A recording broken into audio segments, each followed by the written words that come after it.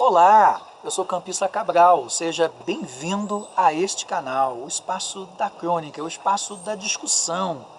Você ainda não conhece esse espaço, você ainda não se inscreveu? Se inscreva! Você já é inscrito? Deixe seu comentário, dê o seu like. Hoje eu tenho duas participações, são duas convidadas queridas, duas amigas, duas professoras com mais de 30 anos de magistério. Elas brigaram comigo, não fala o tempo certo de magistério, tá bom? Então, mais de 30 anos, ou seja, muita experiência, muita história para contar, e a gente também vai se divertir, né? Contar alguns causos, algumas coisas engraçadas, interessantes nesse tempo, dessa convivência, dessas experiências. Vamos conversar? Roda a vinheta.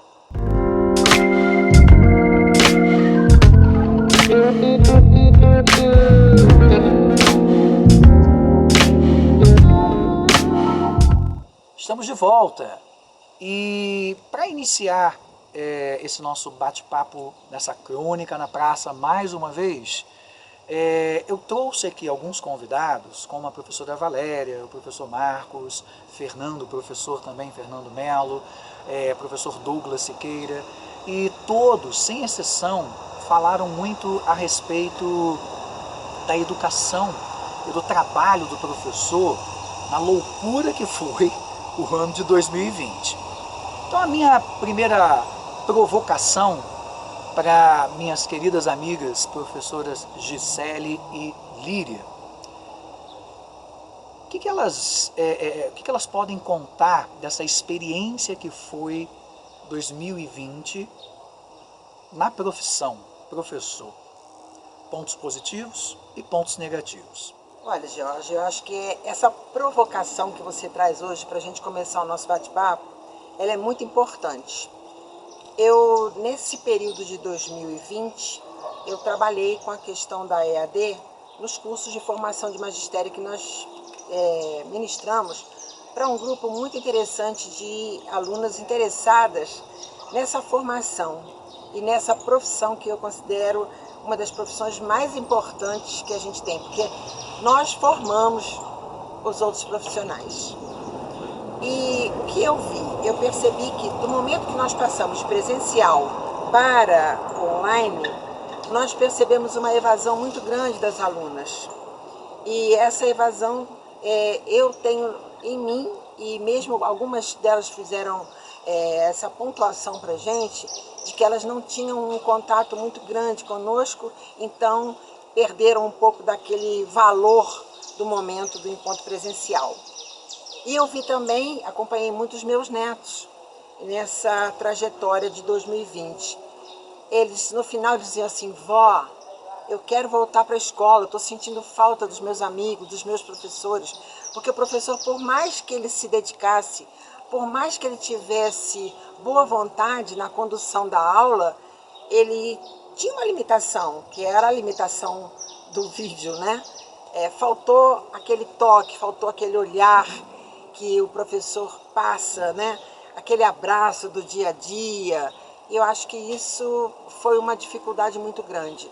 Mas, em compensação, nós vimos que os professores se superaram nesse momento, né?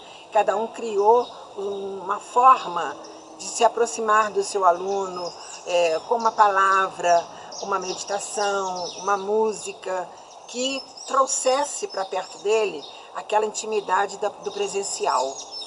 Eu acredito que foi um momento de muito aprendizado, tanto para o professor quanto para o aluno. E falar esses desafios, desses aprendizados em 2020, eu acho que é extremamente importante, porque a partir daqui nós estamos num desenvolvimento de novas estratégias, novas possibilidades, novas maneiras de intercambiar o conhecimento, desenvolver a aprendizagem, que é esse o nosso papel como professor. E eu fiquei no começo muito aflita, porque não tinha muita intimidade com tecnologia, eu tinha alguma resistência que tive que vencer, busquei as minhas formas de vencer, de atrair os meus alunos. Hoje eu trabalho com suporte, né, na educação de crianças com algum tipo de necessidade mais focada, principalmente na área da alfabetização, que é uma área muito importante, que eu dou muita atenção, onde eu tive o maior aprendizado como professora. E atender essas crianças nesse processo de alfabetização à distância foi extremamente desafiador, mas ao mesmo tempo prazeroso, e muitas possibilidades se abriram. Então, eu atendia só crianças de Teresópolis. Hoje eu atendo crianças fora de Teresópolis. Eu posso atender em qualquer lugar. Logicamente, buscando estratégias para manter esse aluno interessado naquilo que ele precisa desenvolver.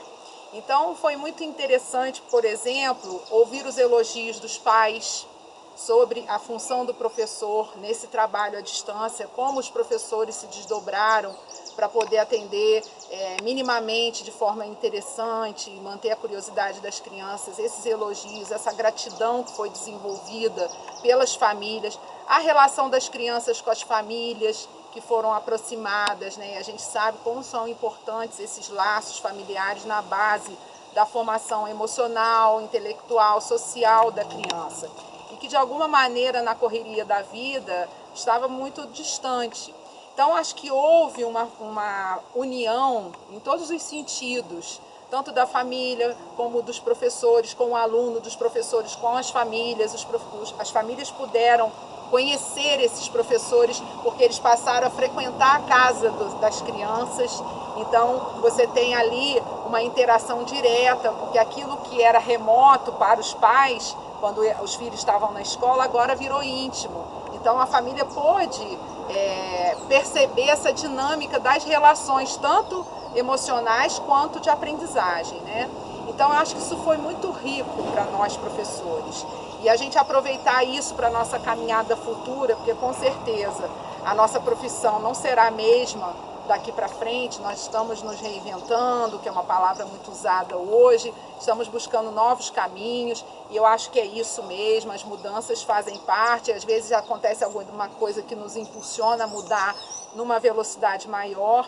Então, eu acredito que, apesar das dores, né, principalmente das perdas, apesar dos esforços que tivemos que acessar para poder dar conta, nós tivemos muitos pontos positivos. Então, assim, eu lembro, eu trabalho com crianças muito pequenas, e teve um dia que uma aluna minha, ela não atendia o telefone, né? Porque aí tem essa coisa de você precisar do atendimento do aluno. E aí eu esperava um pouquinho, até porque nós temos vários atendimentos, e aí a criança falou assim, olha, acho que eu estava no banheiro, eu não ouvi o telefone. Então, esse nível de intimidade que a gente ri, a gente acha, né, graça, a gente pergunta sobre coisas que a criança gosta de fazer em casa. Então, é um ambiente de maior intimidade dela, e você começa a desenvolver um outro nível de empatia, que não é aquele da relação com o outro e nem da sala, do espaço escolar, mas a relação nossa com ele na casa dele. Então, essa dinâmica que nos fez entrar mais intimamente na casa dos alunos, e os alunos na nossa casa também, porque é uma troca constante.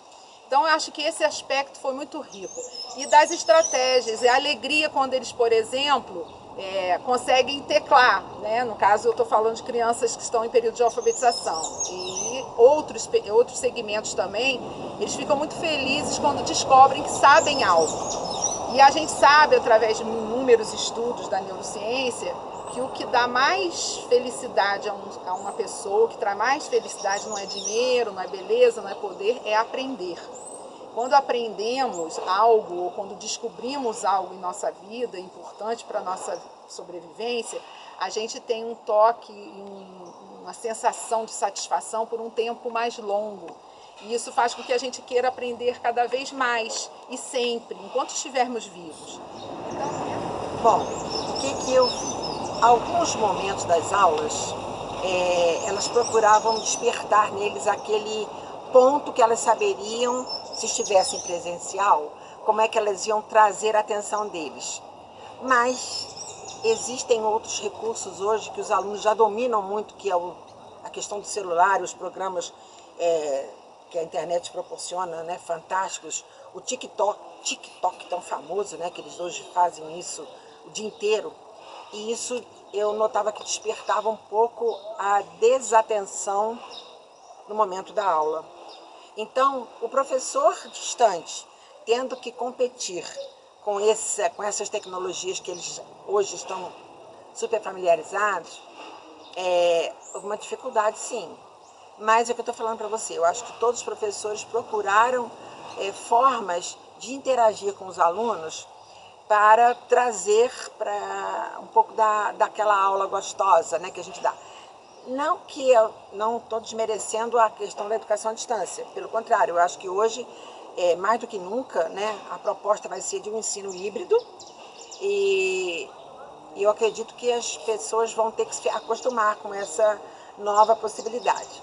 Mas dentro dessa proposta, eu digo a você, Jorge, que eu vejo alguns recursos que a tecnologia traz para a gente e que vão poder nos ajudar nessa questão desse instrumento que eles têm nas mãos e que eles gostam tanto, que é o celular, e que vão poder proporcionar talvez até um pouco mais de interação e de atenção nessa questão dos conteúdos. Quando a gente conversou uma vez sobre a questão das aulas, sala de aula invertida, eu achei muito interessante essa proposta, porque ela faz com que o aluno utilize esse recurso que é o celular, né, na busca, na pesquisa de um conhecimento que é de interesse deles, e com isso eles podem fazer uma outra proposta no ensino, que é a de interação entre os grupos.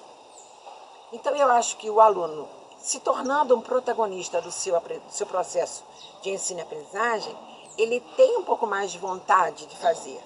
O professor sai um pouco de cena, fica como mediador, como colaborador, mas eu acredito que o aluno, nessa proposta dele ser o protagonista do seu conhecimento, eu acredito que isso para ele faz uma diferença muito grande.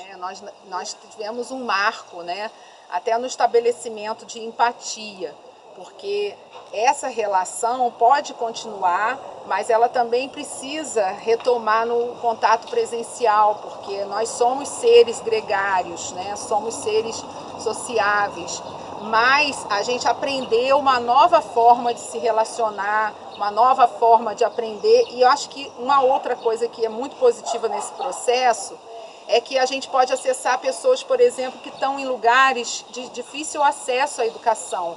Um projeto que estava muito difícil de ser implantado. E esse quadro pandêmico, ele impulsionou a levar a educação a esses lugares difíceis.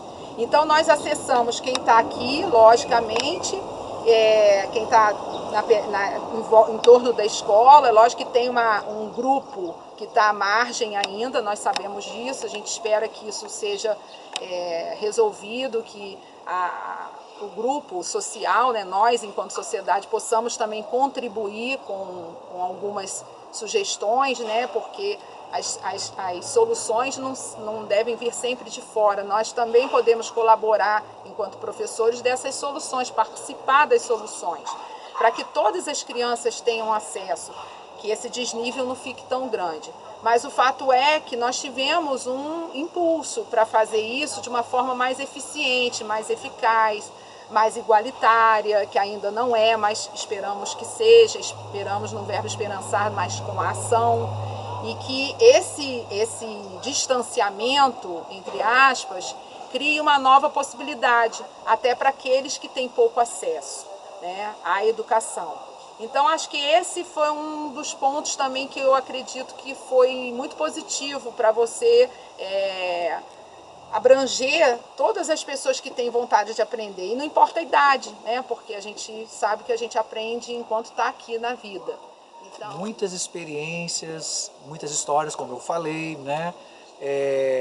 E acho que a palavra reinvenção, que foi utilizada aqui por vários convidados, a importância da profissão professor, o ressignificado dessa profissão e a humanização.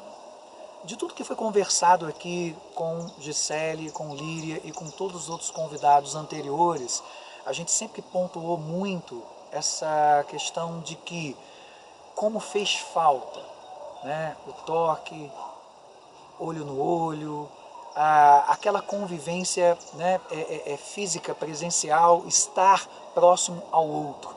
E isso faz parte do processo. Por isso somos humanos.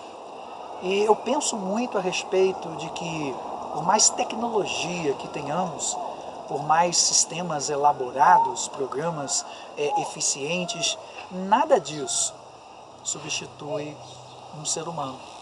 Nada disso substitui o professor. Eu acho que essa grande lacuna de 2020 mostrou exatamente a importância do professor, a importância das relações e do convívio. Mas, gente, peraí, né? Como de costume, esse papo tá rendendo, não tá? Então a gente continua na próxima quinta com mais uma crônica. Até a próxima quinta.